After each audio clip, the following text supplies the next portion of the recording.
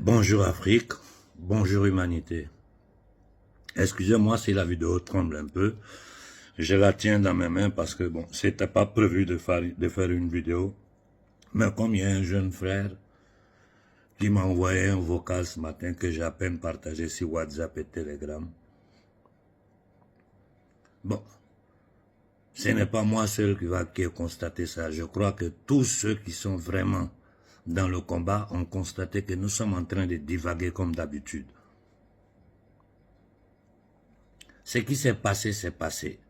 Je vous ai dit, c'est une petite défaite ce qui s'est passé au Bénin. C'est maintenant le combat du Bénin doit être accéléré. Au lieu de dénoncer la France, c'est-à-dire tous les activistes africains, les vidéomans, tout le monde se réunit pour faire pression sur l'opinion publique mondiale, sur les Nations Unies, si la société civile française, de l'ingérence de la France dans les problèmes africains. Non, nous sommes là encore en train de débattre si le coup d'État était bon, si c'était pas bon, si les militaires sont bons, s'ils sont pas bons. On ne peut pas changer ce qui s'est passé. Mais cette action-là nous a mis dans une position où on peut intensifier le combat. Concentrons-nous sur ça. Concentrons-nous sur l'essentiel. Au lieu de rester dans l'émotion, les bavardages, les analyses inutiles, là. On va analyser quoi? Je dis, qu'est-ce que la base militaire française fait au Bénin? Les forces spéciales américaines, là, ils font quoi au Bénin? Ils sont là-bas pour le terrorisme? Mais le terrorisme, c'est eux qui créent ça. Et tout le monde le sait. Tout le monde le dit. Ce sont les Occidentaux qui sont les premiers à dénoncer ce que leurs gouvernements font. Donc, on est dans un jeu, dans une foutaise, mais ça, c'est le paroxysme de la foutaise. Ils arrivent à faire tout ça à cause des nègres de salon comme Talon, à cause des minables comme ils s'appellent comme le petit Yadéman. Que les officiels des pays de l'AES aillent dans cette comédie-là au Togo, mais c'est pas grave ça. Ça, moi j'appelle ça de la diplomatie, la politique politicienne. Mais si parmi ceux qui sont allés là-bas, il y avait un qui avait les couilles dans cette réunion, au lieu de divaguer, faire de la philosophie, tourner autour des termes bidons dans l'abstrait. Si là-bas, quelqu'un avait le courage de dire clairement, le terrorisme, c'est la France, États-Unis, Angleterre. Mais vous allez voir que personne n'aura les couilles de le dire. Si quelqu'un avait les couilles là-bas de dire que ce sont les Américains qui sont derrière le terrorisme dans le Sahel, ça laisse. Mais écoutez, moi, moi, ça me fait rire, non? Ça me fait vraiment rire. Hein? Tu regardes la situation en Afrique centrale, ce qui est en train de se passer en Afrique centrale, surtout avec le Congo. Mais tous les activistes d'Afrique centrale, avec nous, d'Afrique de l'Ouest, derrière eux, mais on devait taper dessus.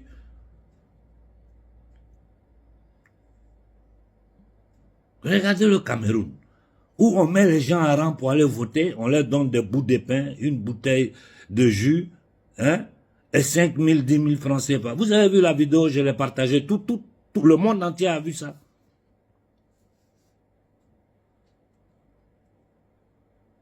Une des terres les plus fertiles, les plus riches de cette planète, le Cameroun. Non. Mais classifié parmi les pays les plus pauvres du monde. Et il y a des gens qui sont là qui veulent soutenir Paul Biya et disent qu'ils sont panafricains. Ou bien ils parlent de démocratie, de trucs. Mais en Afrique, on peut parler de démocratie. Notre propre eau, là, c'est propriété des Occidentaux. Hein? Courant, c'est propriété des Occidentaux. Nos ports sont dans leurs mains. Ils ont déstabilisé toute l'Afrique. Le Soudan a pété, la Somalie a pété, la Libye a pété. Le Congo, n'en parlons pas. Et tu parles au Congolais, ça fait combien de temps je suis en train de parler? Mais les Congolais ne sont pas capables de bouger, mais ça, c'est choquant. Quand tu regardes sur la toile, si c'est pas église, c'est alcool, histoire de sexe, sapologie. Mais est-ce que vous vous rendez compte de votre imbécilité? Vous vous rendez compte de votre imbécilité, de votre inconscience? Je vous ai dit, les pasteurs, c'est une opération de la CIA sur toute l'Afrique.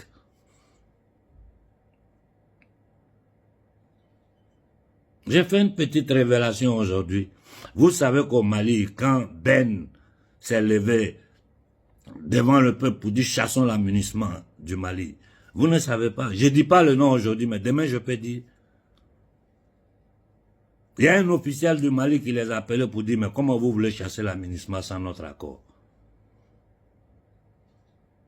Ne faites pas ça. Quand ils sont sortis là, Ben a continué l'opération. Voilà pourquoi aujourd'hui, c'est une des raisons pour lesquelles il est en prison. Et ce que je suis en train de dire, celui qui a dit, il ne peut pas nier, sinon je vais dire son nom. Qu'est-ce que vous voulez de nous? Vous savez, moi, ce que ça me coûte, quand j'ai dit aux gens, allez sur les ambassades de France, toutes les déclarations que je fais, vous savez ce que ça me coûte dans la vie? On ne vient pas sur la toile pour pleurer. C'est le prix à payer. Encore vous attendez que ce soit moi qui dise aux gens, allez manifester devant les ambassades de France? Tous ces stars du panafricanisme, ils ne peuvent pas dire ça.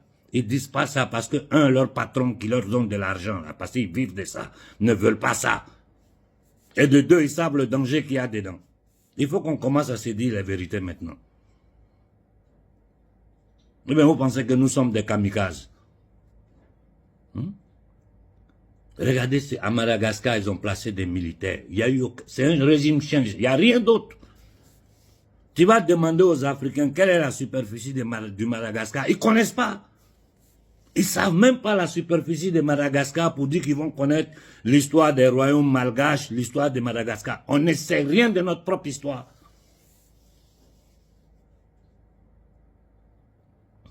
En Guinée-Bissau, ces comédies-là, des nègres de salon avec des galons qui... Non. Au Sénégal, regardez ce qui est en train de se passer. Regardez ce qui se passe au Sénégal. Vous avez vu que personne ne s'intéresse à ce qui se passe au Sénégal parce que les gens sont dessus. Les gens sont dessus du Sénégal. Voilà pourquoi les Africains regardent. Personne ne dit rien. On ne peut pas continuer dans ça. Et nous autres, là, on ne va pas risquer notre vie pour que d'autres aillent derrière s'enrichir, faire leurs affaires. Ce matin, j'ai dit au jeune frère Ibé du Burkina, je lui ai dit, il m'a envoyé une vidéo, je ne dis pas le nom de la personne, je lui ai dit, mais ce gars-là, au lieu de continuer à bavarder, là, sur l'Afrique de l'Ouest, qui s'occupe un peu d'Afrique centrale? La situation en Afrique centrale est 1000 fois plus grave que la situation en Afrique de l'Ouest. Chaque jour que Dieu fait, c'est des enfants qui meurent au Congo. Chaque jour que Dieu fait, c'est des hommes et femmes qui perdent la vie. Et vous pensez que ces bêtises de Trump, ça va arrêter la situation du Congo? Ça ne va pas l'arrêter. Et les gens sont là, on nous parle, ce talon qui nous parle de développement, de démocratie. Mais ce batracien là, est-ce que vous connaissez son histoire? C'est les Béninois qui savent là, qui doivent parler maintenant. On vous dit, bombardez la toile contre la France. Laissons perdre le Nigeria ne compte rien. Ce n'est qu'une colonie anglo-saxonne. Au Nigeria, on dit grande puissance économique en Afrique. Près de 70 millions de personnes au Nigeria vivent avec moins d'$1 par jour. Regardez certains quartiers au Nigeria, ça fait honte. Ça fait honte. Celui qui a la tête du Nigeria, c'est un trafiquant de drogue internationale. C'est un agent de la CIA. Écoutez, les choses sont sous nos yeux. Hein? J'ai dit, ce combat, on peut le gagner facilement. Même pas seulement au Bénin, mais dans les autres pays, surtout dans l'AES. Pourquoi les gens ne sortent pas pour aller manifester devant l'ambassade de France pour nos frères béninois? Pourquoi les activistes dans l'AES ne foncent pas sur les ambassades de France pour dire à l'ambassadeur de France, nous ne voulons pas votre ingérence dans les affaires intérieures du Bénin. Ça suffit avec votre ingérence en Afrique. Au Mali, au Burkina, au Niger. Pourquoi ils ne le font pas?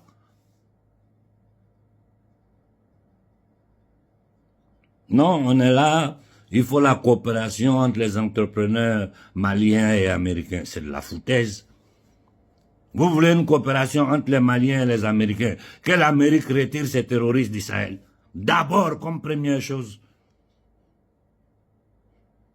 On ne contrôle rien chez nous. Ni notre espace, ni notre... Nous, on ne contrôle rien. On est un peuple abruti qui est assis là.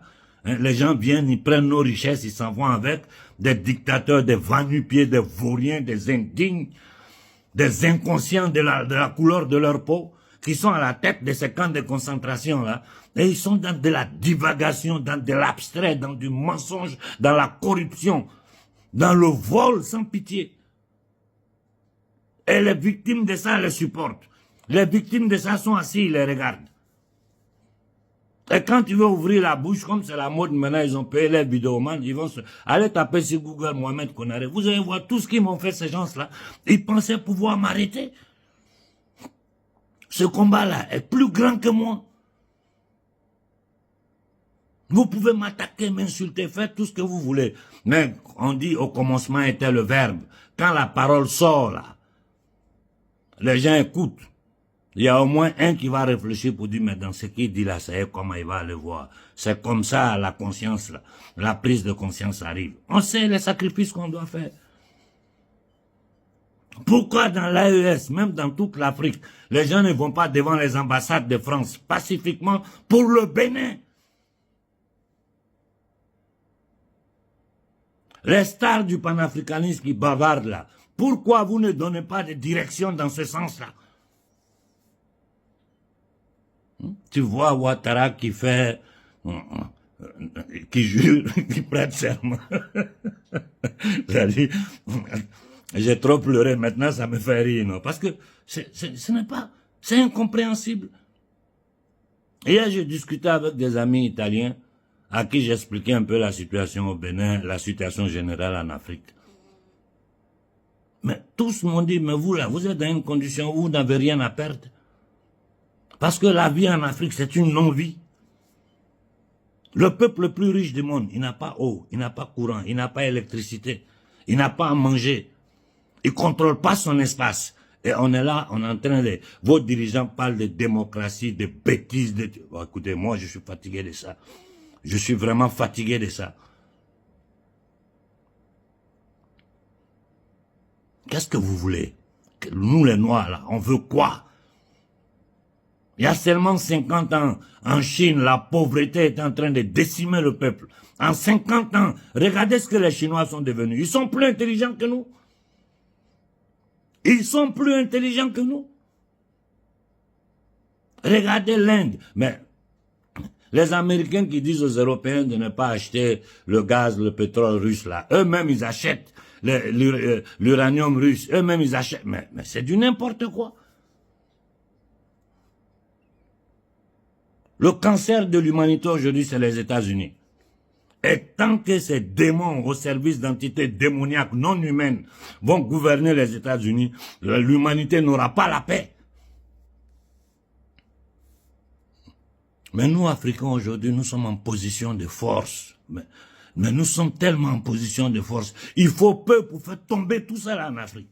On n'arrive pas à le faire parce que nous avons des fake leaders, nous avons des fake dirigeants, et la société civile est totalement lobotomisée dans tout sauf l'essentiel. Religion, danse, sexe, habillement. Pendant que vous vivez dans la saleté, dans la misère, dans la pauvreté totale. Ce qui nous arrive là, c'est notre faute. Bonne journée à tout le monde.